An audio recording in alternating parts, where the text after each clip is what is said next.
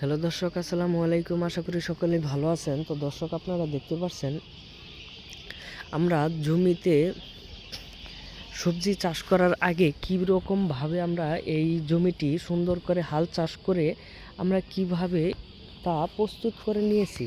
তো দর্শক, আমরা কয়েকদিন আগে আপনারা দেখতেই পাচ্ছেন আমরা কয়েকদিন আগে এই সবজি গাছের জমিটি আমরা সুন্দরভাবে হাল চাষ করে আমরা কিছু পাট শাকের চারা রোপণ করে দিয়েছি। যেমন এই বীজগুলো সুন্দর করে রোপণ করে দিয়েছি।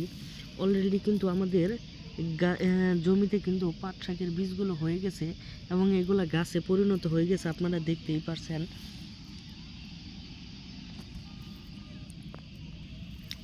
আপনারাও কিন্তু আপনাদের বাড়ির পাশে জমিতে সুন্দর করে হাল চাষ করে এইরকমভাবে কিন্তু মাটিগুলো ঝুরঝুরা বানিয়ে তারপরে কিন্তু উপর দিয়ে মই টেনে তারপরে আপনারা এই ধরনের পাট শাকগুলো চাষ করতে পারেন। আপনাদের বাড়ির পাশে পাট শাকগুলো কিন্তু আপনাদের বাজারে যদি বিক্রি করতে চান তাহলে কিন্তু আপনারা ভালো দামে বিক্রি করতে পারবেন।